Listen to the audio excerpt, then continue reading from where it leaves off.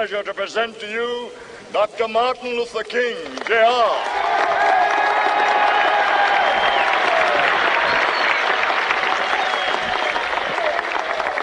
I am happy to join with you today in what will go down in history as the greatest demonstration for freedom in the history of our nation.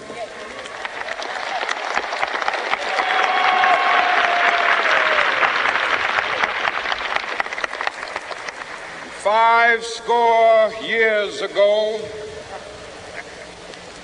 a great American in whose symbolic shadow we stand today signed the Emancipation Proclamation.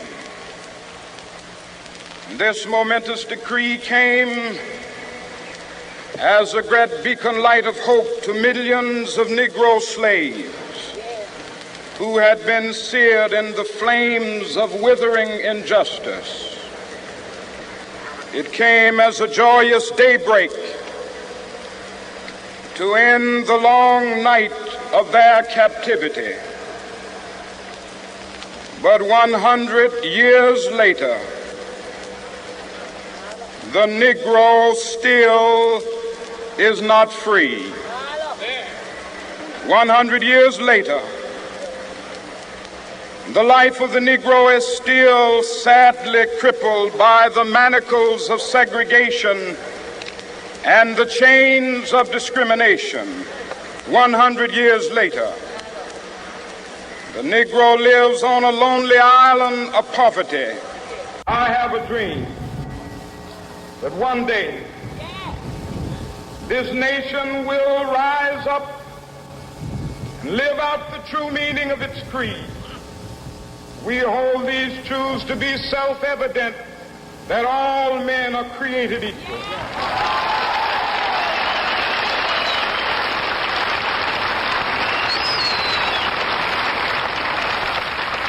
I have a dream that one day on the red hills of Georgia, sons of former slaves and the sons of former slave owners will they be able to sit down together at the table of brotherhood. I have a dream that one day,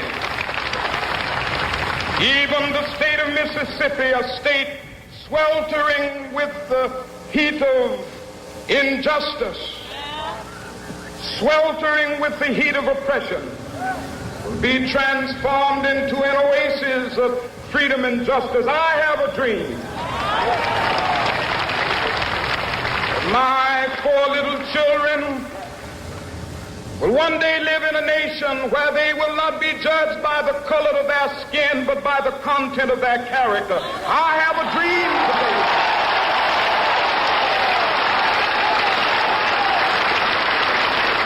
I have a dream that one day, down in Alabama, with its vicious racists, with its governor having his lips dripping with the words of interposition and nullification. One day right there in Alabama, little black boys and black girls will be able to join hands with little white boys and white girls as sisters and brothers. I have a dream today.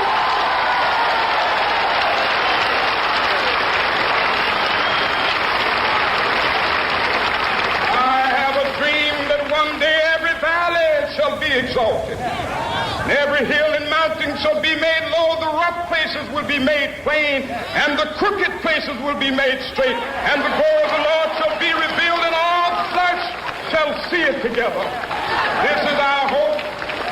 This is the faith that I go back to the South with. With this faith, we will be able to hew out of the mountain of despair a stone of hope. With this faith, we will be able to transform the jangling discords of our nation into a beautiful symphony of brotherhood. With this faith, we will be able to work together, to pray together, to struggle together, to go to jail together, to stand up for freedom together, knowing that we will be free one day.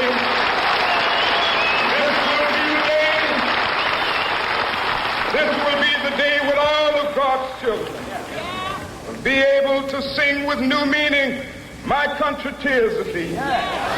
Sweet land of liberty, of thee I sing. Land where my fathers died, land of the pilgrim's pride. From every mountainside, let freedom ring. And if America is to be a great nation, this must become true. And so let freedom ring. From the prodigious hilltops of New Hampshire, let freedom ring. From the mighty mountains of New York, let freedom ring. From the heightening Alleghenies of Pennsylvania, let freedom ring. From the snow-capped Rockies of Colorado, let freedom ring. From the curvaceous slopes of California. But not only that, let freedom ring from Stone Mountain of Georgia.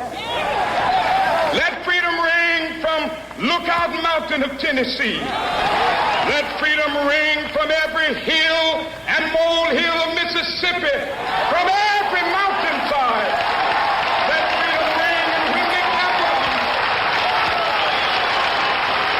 when we allow freedom ring, when we let it ring from every village and every hamlet, from every state and every city, we will be able to speed up that day when all of God's children, black men and white men, Jews and Gentiles, Protestants and Catholics, will be able to join hands and sing in the words of the old Negro spiritual, free at last, thank God